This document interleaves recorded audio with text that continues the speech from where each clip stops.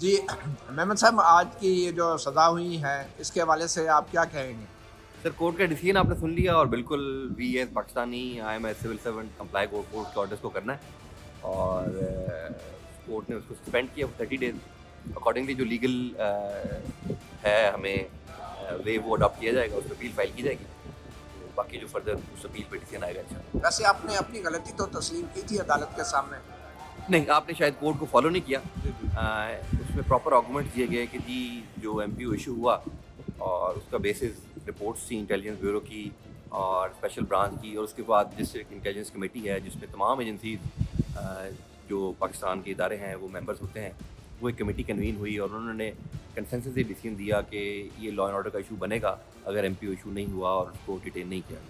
वो कोर्ट के सामने हम्बल सबमिशंस की गई थी, तो वो ज़ाहिर है वो चीज़ें कोर्ट का अल्टीमेट डिसीजन है and we all as Pakistani has to follow the decision of the court और वो बिल्कुल हम कंप्लाई कर रहे हैं। अब और 3 एमपीओ गैर कानूनी करार दे दिया गया था, तो क्या एजेंसियां किसी गैर कानूनी काम के लिए एक डिप्टी कमिश्नर को हुक्म दे सकती हैं? मेरा ख्याल है आपने शायद अगेन वो आईसीए फॉलो नहीं की। वो जो एमपीओ सस्पेंड हो गया है तो अगेन पावर्स आर बैक।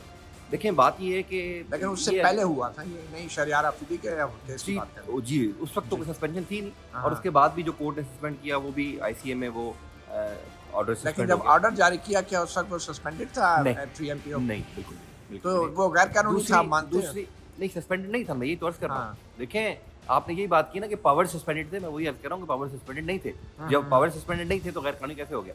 नहीं नहीं, कानून के हवाले से तो फैसला दे चुकी थी ना 3 के- एमपीओ के हवाले से इस्लामाबाद वो हाई भी कोर्ट। आपने शायद फॉलो नहीं किया। देखिए जी, अगर जी। आप उस ऑर्डर को पढ़ें जो मई का ऑर्डर है टू बी एग्जैक्ट 29 मई का और इस्लामाबाद हाई कोर्ट का, उस ऑनरेबल कोर्ट ने उसमें कहीं ये चीज़ मेंशन नहीं की कि कहीं रिस्ट्रेनिंग ऑर्डर है।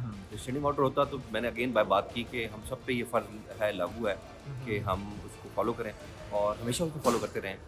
और उसके बाद एक लाइन ऑफ डिटेनमेंट हुई हैं from different districts and through different FIR और उसके बाद हमने तो दोबारा जो एमपीओ किया वो कुछ 2.5-3 महीने की बात है, यानी वो अगस्त में दोबारा एमपीओ हुआ है और उसका भी बैकग्राउंड मैंने आपको अर्ज कर दी।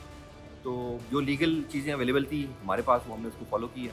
कोर्ट में हम्बल सबमिशंस भी की गई और आज कोर्ट का डिसीजन वो भी आपके सामने आप सारा फॉलो करते रहे। इट हैज़ बीन 7 मंथ्स वो जब इनिशिएट हुई थी ये कंटेम्प्ट अगस्त में गालबत हुई थी एंड टुडे इज़ 1 मार्च।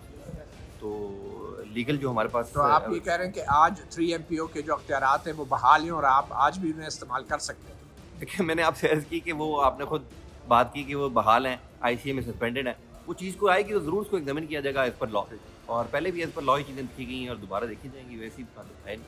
देखिए अगेन वही बात है कि हम इधर जो खड़े हैं तमाम गवर्नमेंट सर्वेंट्स जो इस मुल्क में हैं वो और तमाम सिटीजन भी इवन कोर्ट का एहतराम करते हैं और कोर्ट के एहतराम में ही जो है वो एक जस्टिस है और सक्सेस है सब और उसी तरह इंशाल्लाह कोर्ट का एहतराम किया जाएगा। कोर्ट के जो ऑर्डर्स होते हैं वो मनोमम हम पहले भी मानते रहे हैं और भी इंशाल्लाह मानेंगे। Thank you. जी मैडम। अपील तो कर रहे हैं। जी वो तो हमारे लीगल राइट है, वो तो लीगल राइट अगर ना की तो फिर 30 दिन लीगल राइट है।